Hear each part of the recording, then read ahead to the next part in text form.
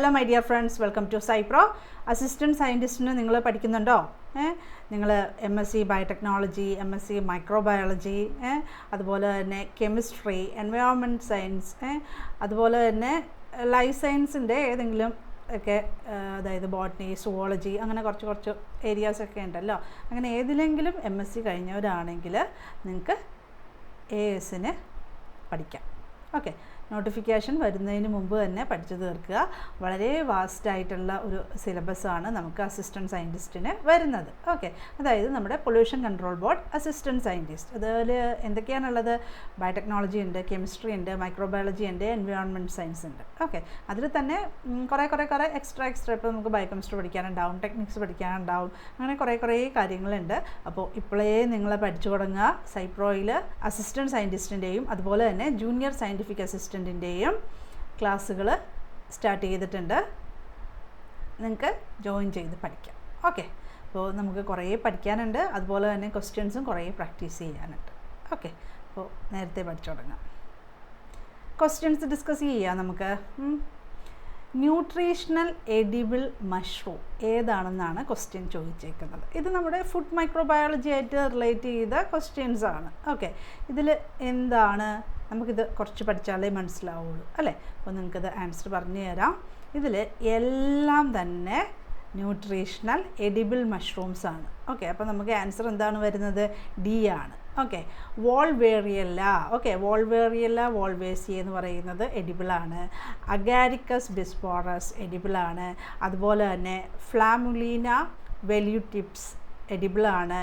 ലെൻറ്റിന്യൂല ഈഡോഡസ് എഡിബിളാണ്. പിന്നെ ബൊളീറ്റസ് എഡ്യൂലിസ് എഡിബിളാണ്. പിന്നെ അതുപോലെ തന്നെ ഓറിക്കുലേറിയ ഹെയ്മ്യോൺ, ഇതൊക്കെ എന്താണ്? ഇതെല്ലാം എഡിബിൾ മഷ്റൂംസ് ആണ്. അപ്പോൾ ഇതിനെപ്പറ്റിയൊക്കെ പഠിക്കാനുണ്ട് നമുക്ക്. അതുപോലെ തന്നെ ഓരോ മഷ്റൂമിൻ്റെയും അതിൻ്റെ കോമൺ നെയിംസ് ഉണ്ടാവും, പല പേരുകളുണ്ടല്ലോ. ആ കോമൺ നെയിംസൊക്കെ പഠിക്കണം. ചിലപ്പോൾ ഇതിൻ്റെ സയൻറ്റിഫിക് നെയിമിന് പകരം കോമൺ നെയിംസ് ആയിരിക്കും തരുന്നത്. അങ്ങനെ പല രീതിയിലുള്ള ക്വസ്റ്റ്യൻസ് വരാൻ സാധ്യതയുണ്ട്.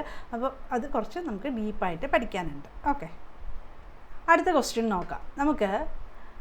നമ്മുടെ പ്ലാന്റ് ബയോടെക്നോളജി എന്നുള്ള ഒരു ക്വസ്റ്റ്യൻ ആണ് വന്നേക്കുന്നത്. Method for removal of marker genes in transgenic plants. എങ്ങനെയാണ് നമ്മൾ മാർക്കർ ജീൻസ് റിമൂവ് ചെയ്യുന്നത്? എങ്ങനെയാണ്?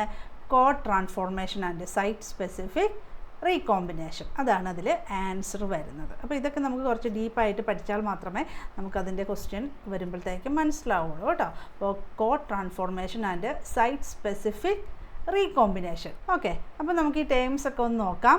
ജീൻ സൈലൻസിങ് നിങ്ങൾക്കറിയാലോ. എന്താണ് ജീൻ സൈലൻസിങ് എന്ന് പറയുന്നത്? ടിക്ക് ഇടണ്ട, നിങ്ങൾ ആൻസർ അതാന്ന് ഓർക്കും അല്ലേ. ജീൻ സൈലൻസിങ് എന്ന് പറയുന്നത് എന്താണ്? നമ്മൾ ജീൻസിനെ സ്വിച്ച് ഓഫ് ചെയ്യുന്നു അല്ലേ, ഇതാണ് ജീൻ സൈലൻസിങ്. ഇനി ട്രാൻസ്പ്ലാസ്റ്റോമിക്സ് എന്ന് പറയുന്നത് എന്താണ്? നമ്മുടെ ക്ലോറോപ്ലാസ്റ്റ് ജനറ്റിക് എഞ്ചിനീയറിങ്, അതാണ് നമ്മൾ ട്രാൻസ്പ്ലാസ്റ്റോമിക്സ് എന്ന് പറയുന്നത്. ഓക്കെ, ഇനി പോളികാറ്റയോൺ ട്രീറ്റ്മെൻറ്റ് എന്ന് പറയുന്നത് നമ്മളിപ്പോൾ വാട്ടർ ട്രീറ്റ്മെൻ്റ് ഒക്കെ ഉണ്ടല്ലോ, വേസ്റ്റ് വാട്ടർ ട്രീറ്റ്മെൻറ്റ്, അതിലൊക്കെ നമ്മൾ ചെയ്യുന്ന ഒരു ട്രീറ്റ്മെൻറ്റാണ് പ്യൂരിഫിക്കേഷന് വേണ്ടിയിട്ട് പോളികാറ്റയോൺ ട്രീറ്റ്മെൻറ്റ്. ഇനി RNA ഇൻ്റർഫറൻസ് എന്ന് പറയുന്നത് എന്താണ്?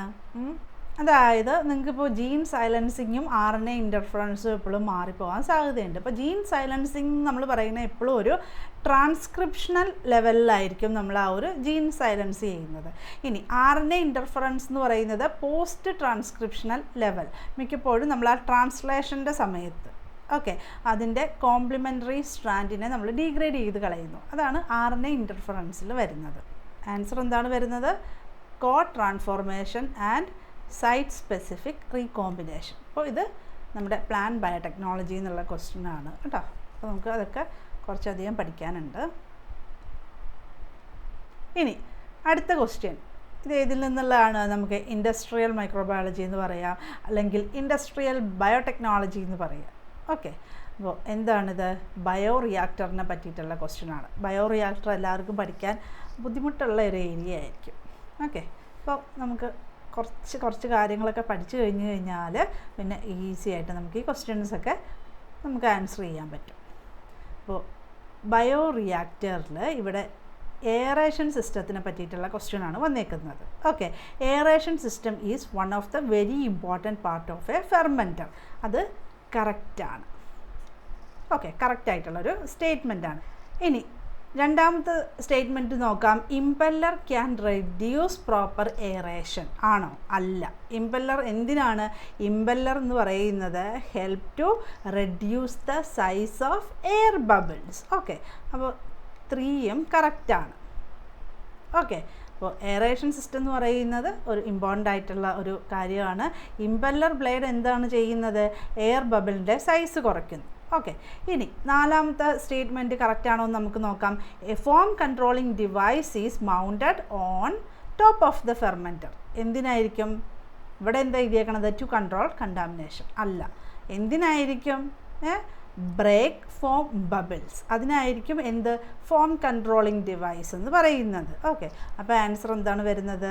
1 and 3 ആണ് ഇവിടെ ആൻസർ വരുന്നത്. ഓക്കെ, അപ്പോൾ എപ്പോഴും നമ്മൾ ശ്രദ്ധിക്കണം, ഇതിൽ കറക്റ്റാണോ അതായത് റോങ് ആണോ എന്താണ് അവർ ആൻസർ എഴുതാൻ പറയുന്നത് അതേ നമ്മൾ എഴുതി വെക്കാവുള്ളൂ. അപ്പോൾ നമ്മളിങ്ങനെ കറങ്ങി തിരിഞ്ഞ് ഇവിടെ എത്തുമ്പോഴത്തേക്കും ചിലപ്പോൾ തെറ്റി ചിലപ്പോൾ എടുത്ത് എഴുതി വെക്കും. ഓക്കെ, അപ്പോൾ അങ്ങനെയുള്ള കാര്യങ്ങളൊക്കെ ക്വസ്റ്റ്യൻ പ്രാക്ടീസ് ചെയ്ത് കഴിഞ്ഞാലേ നമുക്ക് മാറ്റിയെടുക്കാൻ പറ്റുള്ളൂ കേട്ടോ. ഇനി 1 gene 1 enzyme hypothesis is proposed by, നമുക്കറിയാം ഡയറക്റ്റ് ആൻസറാണ്. എന്താണ്? Beadle and Tatum. ഇനി നമ്മുടെ ലെഡർബർഗ് ആൻഡ് ടോട്ടം എന്താണ് ചെയ്തത്?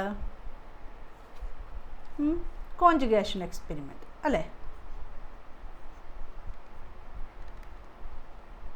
ഓക്കെ, കോൺജുഗേഷൻ എക്സ്പെരിമെൻ്റ് ആണ് ഇത് ചെയ്തത്. ഇനി സാങ്കർ എന്താണ്? നമ്മുടെ DNA സീക്വൻസിങ്.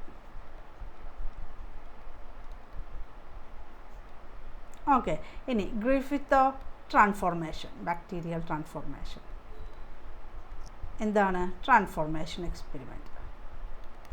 ഓക്കെ, അപ്പം നമ്മൾ സയൻറ്റിസ്റ്റായിട്ട് റിലേറ്റ് ചെയ്തിട്ടുള്ള ക്വസ്റ്റ്യൻസൊക്കെ പ്രാക്ടീസ് ചെയ്യണം. ഇനി അടുത്ത question. Hydrogen can be used as biofuel. Okay, and can be produced directly using sugars and fatty acid by ഒരു ഓർഗാനിസം. ആരാണ് പ്രൊഡ്യൂസ് ചെയ്യുന്നത്? ക്ലോസ്ട്രീഡിയം. ഓക്കെ, ഇതൊക്കെ ഡയറക്റ്റായിട്ട് ചില ക്വസ്റ്റ്യൻസ് നമുക്ക് സിമ്പിളായിട്ടുള്ള ക്വസ്റ്റ്യൻസ് വരും. കാരണം നമുക്ക് ഒത്തിരി ചിന്തിക്കാനില്ല, നമുക്ക് ഡയറക്റ്റായിട്ട് പഠിച്ചു കഴിഞ്ഞാൽ ഡയറക്റ്റായിട്ട് ആൻസർ ചെയ്താൽ. ഓക്കെ, ചില ക്വസ്റ്റ്യൻസ് നമ്മൾ പഠിച്ചു കഴിഞ്ഞാലും നന്നായിട്ട് അനലൈസ് ചെയ്ത് കഴിഞ്ഞാൽ മാത്രമേ നമുക്ക് എഴുതാൻ പറ്റുള്ളൂ. ഓക്കെ, അപ്പോൾ ആ ഒരു സ്ഥലത്ത് എന്താണ്, ചിലപ്പോൾ നന്നായിട്ട് പഠിക്കുന്ന കുട്ടികൾ ചിലപ്പോൾ അത് തെറ്റിക്കും. എന്താണ്? പഠിച്ചാൽ മാത്രം പോരാ, നമ്മൾ ക്വസ്റ്റ്യൻ പ്രാക്ടീസും കൂടി ചെയ്യണം. ഓക്കെ, ഇനി common organisms causing meat spoilage. ഇത് കുറച്ച് നമുക്ക് പറയാൻ ടഫായിട്ടുള്ള ക്വസ്റ്റ്യൻ ആണ്. കാരണം നമുക്ക് കുറേ ഓർഗാനിസത്തിൻ്റെ പേര് പഠിച്ചു കഴിഞ്ഞാൽ മാത്രമേ ഈ ഒരു അല്ലെങ്കിൽ ഈ തരത്തിലുള്ള ക്വസ്റ്റ്യൻസ് ആൻസർ ചെയ്യാൻ പറ്റുള്ളൂ. നമ്മുടെ ഫുഡ് മൈക്രോബയോളജിയിലാണ് ഓക്കെ വരുന്ന ഒരു ക്വസ്റ്റ്യൻ ആണ്. ആൻസർ എന്താണ്? Brochothrix. Okay, Brochothrix species and Carnobacterium species. Okay, ഇതാണ് അതിൻ്റെ ആൻസർ വരുന്നത്. എ ആണ് വരുന്നത്. അപ്പോൾ നമുക്ക് പറയാം, ഇപ്പോൾ ബ്രോക്കോത്രിക്സ് വരുന്നുണ്ട്, പിന്നെ കാർണോബാക്ടീരിയം വരുന്നുണ്ട്, ലാക്ടോബാസിലസ് വരുന്നുണ്ട്. അപ്പോൾ മെയിനായിട്ട് ഏതാണെന്ന് ചോദിച്ചു കഴിഞ്ഞാൽ ഇവർ രണ്ടുപേരുമാണ് വരുന്നത്. Okay, Carnobacterium and Brochothrix. Carnobacterium and Brochothrix. ഇനി അടുത്ത ക്വസ്റ്റ്യൻ, മെറ്റാസൈക്ക്. മെറ്റാസൈക്ക് ഈസ് എന്താണിത്? അതായത് നമ്മുടെ bio informatics. Okay, bio informatics എന്ന് മിക്കവാറും 1-2 ക്വസ്റ്റ്യനാണ് വരാൻ സാധ്യത. അപ്പോൾ എന്താണിത്? അതായത് ഡേറ്റാബേസ് ആണ്. ഡേറ്റാബേസ് ഓഫ് എന്തിൻ്റെയാണ്? Metabolic pathways and enzymes. Okay, അപ്പോൾ ഇവിടെ ഇവർ റോ ഇൻഫോർമേഷനാണ് സ്റ്റോർ ചെയ്യുന്നത്. അപ്പോൾ നമുക്ക് പ്രൈമറി ഡേറ്റാബേസ് എന്ന് പറയാം. ഓക്കെ, ചിലത് നമുക്ക് പറയാം എക്സ്പെരിമെൻ്റൽ ആ ഒരു ഇൻഫോർമേഷനും കൂടി വരുന്നുണ്ട്, കുറച്ച്. അപ്പോൾ നമുക്കിവിടെ മെറ്റാ ഡേറ്റാബേസ് എന്നുള്ളതും കറക്റ്റായിട്ട് വരും. എന്താണ് കാരണം? മെറ്റബോളിക് പാത്വേസ് അതിൻ്റെ ഒരു ഷോർട്ട് ഫോമാണ് ഇവിടെ മെറ്റ എന്ന് കൊടുത്തേക്കുന്നത്. ഓക്കെ, അപ്പോൾ ഇത് രണ്ടും ആൻസറായിട്ട് വരാൻ സാധ്യതയുള്ളത് കൊണ്ട് അത് ഇതുകൊണ്ട് PSC ക്വസ്റ്റ്യൻ ക്യാൻസൽ ചെയ്തു. ഓക്കെ, അപ്പോൾ നമുക്ക് എന്താണെന്ന് ചോദിച്ചു കഴിഞ്ഞാൽ ശരിക്കും നമുക്ക് ഏതായിരിക്കും ആൻസറായിട്ട് വരുന്നത്? മെറ്റാ ഡേറ്റാബേസ് വരാം. ഓക്കെ, അല്ലെങ്കിൽ പ്രൈമറി ഡേറ്റാബേസ് രണ്ടും വരാനുള്ള ഒരു ഇതുള്ളത് കൊണ്ട് ഈ ക്വസ്റ്റ്യൻ PSC ക്യാൻസൽ ചെയ്തു. ഇടയ്ക്ക് ക്വസ്റ്റ്യൻസ് ഇങ്ങനെയും വരാൻ സാധ്യതയുണ്ട്. ഓക്കെ, 1-2 ക്വസ്റ്റ്യൻസൊക്കെ. അപ്പോൾ നമുക്കിതിൽ കൂടുതൽ കറക്റ്റായിട്ടുള്ളത് മെറ്റാ ഡേറ്റാബേസ് എന്ന് തന്നെയുള്ളതായിരിക്കും. കാരണം എന്താണ് അല്ലേ, database of metabolic pathways and enzymes. അതുകൊണ്ടാണ് നമ്മളതിനെ മെറ്റാ ഡേറ്റാബേസ്. പിന്നെ അത് പ്രൈമറി ഡേറ്റാബേസ് ആണോ എന്ന് ചോദിച്ചു കഴിഞ്ഞാൽ പ്രൈമറി ഡേറ്റാബേസ് ആണ്. ഇനി നമുക്ക് അടുത്ത ക്വസ്റ്റ്യൻ നോക്കാം. Tissue plasminogen activator. എന്താണ് ടിഷ്യൂ പ്ലാസ്മിനോജൻ ആക്ടിവേറ്റർ എന്ന് നമുക്ക് ആദ്യം നോക്കണം. എപ്പോഴാണ് നമ്മളിത് വരുന്നത്? അതായത് നമുക്ക് ഒരു ഇഞ്ചുറി, ഓക്കെ, നമ്മുടെ ഒരു ടിഷ്യൂ ഒക്കെ ഇഞ്ചേർഡ് ആയെങ്കിൽ, അപ്പോൾ നമുക്ക് ടിഷ്യൂ ഒക്കെ ഒരു ഇഞ്ചുറി അല്ലേ, എന്തെങ്കിലും മുറിവോ ചതവോ ഒക്കെ പറ്റിയെങ്കിൽ എന്ത് പറ്റും?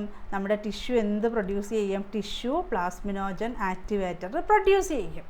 ഓക്കെ, അതായത് നമുക്കൊരു മുറിവ് സംഭവിച്ചിട്ടുണ്ടെങ്കിൽ കുറച്ച് കഴിയുമ്പോഴത്തേക്ക് എന്ത് പറ്റും? ബ്ലഡ് ക്ലോട്ടിങ് നടക്കും. അങ്ങനെ നമ്മളെ അല്ലേ ബ്ലഡ് ലോസിൽ നിന്ന് നമ്മുടെ ബോഡി നമ്മളെ ഹെൽപ്പ് ചെയ്യുന്നു. ഓക്കെ, അല്ലെങ്കിൽ നമ്മൾ എന്ത് പറ്റും? ബ്ലഡ് ലോസായി നമ്മൾ മരിച്ചു പോകും. അപ്പോൾ അതിന് പകരം ബ്ലഡ് ക്ലോട്ടിങ് നടക്കുന്നു.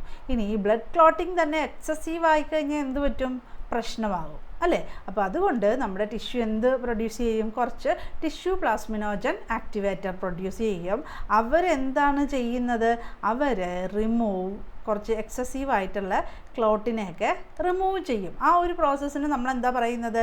ഫൈബ്രിനോലൈസിസ്. ഓക്കെ, അതായത് പ്ലാസ്മിനോജൻ. ഓക്കെ, അതായത് എന്താണ് ചെയ്യുന്നത്? പ്ലാസ്മിനോജനെ എന്താക്കും? പ്ലാസ്മിനാക്കും. ആര്? നമ്മുടെ ടിഷ്യൂ പ്ലാസ്മിനോജൻ ആക്ടിവേറ്റർ. ഓക്കെ, മനസ്സിലായോ? അപ്പോൾ അങ്ങനെ വരുമ്പോൾ സി തെറ്റല്ലേ? മനസ്സിലായോ? മനസ്സിലായല്ലോ? അവരെന്താണ് ചെയ്യുന്നത്? പ്ലാസ്മിനോജനെ പ്ലാസ്മിനാണ് ആക്കുന്നത്. ഫൈബ്രിനോലൈസിസ് ബ്ലഡ് ക്ലോട്ടിനെ, അതായത് ബ്ലഡ് ക്ലോട്ടിനെ ഡിസോൾവ് ചെയ്യുന്നു. ഓക്കെ, അതായത് ആ ഒരു ക്ലോട്ടിനെ അവർ റിമൂവ് ചെയ്യുന്നു. ഓക്കെ, അപ്പോൾ ബി കറക്റ്റാണോ എന്ന് നോക്കിയേ. Involve in creating blood clot അല്ല, അവർ റിമൂവ് ചെയ്യുന്ന ആൾക്കാരാണ്. ഇനി cause aggregation of activated platelet അല്ല, അല്ലേ? അപ്പോൾ ഇവിടെ എന്താണ് ആൻസർ? സിമ്പിളായിട്ടുള്ള കാര്യമാണ്. ഈ ടിഷ്യൂ പ്ലാസ്മിനോജൻ ആക്ടിവേറ്റർ എന്ന് പറയുന്നത് എന്താണ്? ഒരു തരം സെറിൻ പ്രോട്ടിയേസ് ആണ്. ഓക്കെ, ആൻസർ വരുന്നത്. അപ്പോൾ നമ്മളിത് കുറച്ച് ഫിസിയോളജിയും കൂടി വരുന്നുണ്ട്. ഓക്കെ, അപ്പോൾ ഇതൊക്കെ ശരിക്കും പറഞ്ഞു കഴിഞ്ഞാൽ കുറച്ച് എക്സ്ട്രാ വന്നേക്കുന്നതാണ്. സിലബസിൽ എല്ലാ ഒരു ടോപ്പിക്കല്ല ഇത്. ഓക്കെ, അപ്പോൾ അതായത് സിലബസിൻ്റെ പുറത്തൊന്നും നമുക്ക് കുറച്ച് ക്വസ്റ്റ്യൻസ് വരും. അപ്പോൾ ആ ഒരു ഏരിയയിൽ വരുന്ന ഒരു ക്വസ്റ്റ്യനാണ് ഇത്. ഓക്കെ, ഇനി ടെർമിനേഷൻ കോഡോൺ, നമ്മുടെ ജനറ്റിക് കോഡ് അല്ലേ, നമ്മുടെ മോളിക്കുലർ ബയോളജിയിലുള്ള ക്വസ്റ്റ്യനാണ്. ഏതാണ് ടെർമിനേഷൻ കോഡോൺ എന്ന് പറയുന്നത്? ഓക്കെ, അപ്പോൾ അതിന് മുമ്പ് നമുക്കറിയാവുന്ന ആൾക്കാരെയൊക്കെ നോക്കാം. AUG എന്ന് പറയുന്നത് എന്താണ്? സ്റ്റാർട്ട് കോഡോൺ ആണ്. ഓക്കെ, സ്റ്റാർട്ട് കോഡോൺ ആണ്. ഓക്കെ, ഇതിൽ ടെർമിനേഷൻ കോഡോൺ എന്ന് പറയുന്നത് എന്താണ്? നമുക്ക് ആൻസർ ഡയറക്റ്റായിട്ട് അറിയാം അല്ലേ, നമ്മൾ ചെറിയ ക്ലാസ്സിൽ തൊട്ട് പഠിക്കുന്നതാണ്. എന്താണ്? UGA ആണ് ടെർമിനേഷൻ കോഡോൺ. ഇനി അതല്ലാതെ വേറെ ഏതൊക്കെയുണ്ട് ടെർമിനേഷൻ കോഡോൺ വരുന്നത്? അതായത് സ്റ്റോപ്പ് കോഡോൺ നമ്മൾ പറയും അല്ലേ, UAA. പിന്നെ നമ്മൾ ഇവിടെ ആൻസർ വന്നേക്കുന്നത് UGA, പിന്നെ ഓക്കെ UAG. ഇത്രയാണ് നമ്മുടെ സ്റ്റോപ്പ് കോഡോൺ, അതായത് ടെർമിനേഷൻ കോഡോൺ. ഏതൊക്കെയാണ് വരുന്നത്? UAA, UAG, UGA. ഓക്കെ, ഇത് മൂന്നും ടെർമിനേഷൻ കോഡോൺ ആണ്. ഇനി ഈ GAU എന്നുള്ളത് എന്താണ്? ഇത് നമ്മുടെ ആസ്പാർട്ടിക് ആസിഡിൻ്റെ ആണ് കേട്ടോ, ആസ്പാർട്ടിക് ആസിഡ്.